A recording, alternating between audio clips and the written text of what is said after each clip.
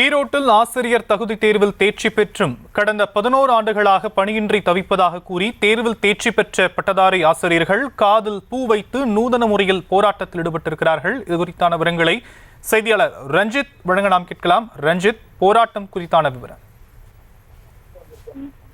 வணக்கம் கிராம். 2013ஆம் ஆண்டு ஆசிரியர் தகுதி தேர்வில் தேர்ச்சி பெற்றோர் நலச்சங்கத்தினர் சார்பில் 500க்கும் மேற்பட்ட ஆசிரியர் தகுதி தேர்வில் தேர்ச்சி பெற்றிருக்கக்கூடிய பட்டதாரிகள் இன்று ஈரோடு காளை மாட்டு சிலை அருகே கவன ஈர்ப்பு ஆர்ப்பாட்டத்தில் ஈடுபட்டு வருகிறார்கள்.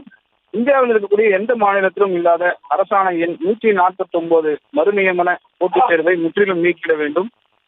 தேர்தல் அறிக்கையில் 177 உடனடியாக நிறைவேற்றவும், முறைசாரா பணியாளர்களாக வாழ்வாதாரம் இழந்து தவிக்கும் பாதிக்கப்பட்ட 40,000 ஆசிரியர்களுக்கு குறைந்தபட்ச கரும்பலகையை சுத்தம் செய்யும் பணியாவது வழங்கிட வேண்டும் உள்ளிட்ட கோரிக்கைகளை வலியுறுத்தி ஆசிரியர் தகுதி தேர்வில் தேர்ச்சி பெற்றிருக்கக்கூடிய அந்த பட்டதாரிகள் ஆர்ப்பாட்டத்தில் ஈடுபட்டு வருகிறார்கள்.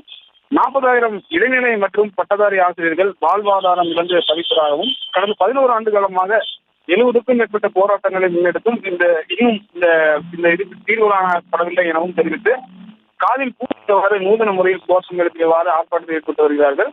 நலச்சங்கத்தின் ஒருங்கிணைப்பாளர் இளங்கோவன் தலைமையில் நடைபெற்று வரக்கூடிய இந்த ஆர்ப்பாட்டத்தில் தமிழகம் முழுவதும் இருந்து வந்திருக்கக்கூடிய 500க்கும் மேற்பட்ட ஆண் மற்றும் பெண் ஆசிரியர்கள் இந்த ஆர்ப்பாட்டத்தில் நூதன முறையில் காதில் பூ வைத்தவாறு கோஷம் எழுப்பி ஆர்ப்பாட்டத்தில் ஈடுபட்டு வருகிறார்கள். விவரங்களுக்கு நன்றி ரஞ்சித். செய்திகளை உடனுக்குடனும் துல்லியமாகவும் தெரிந்து கொள்ள சப்ஸ்கிரைப் பண்ணுங்க.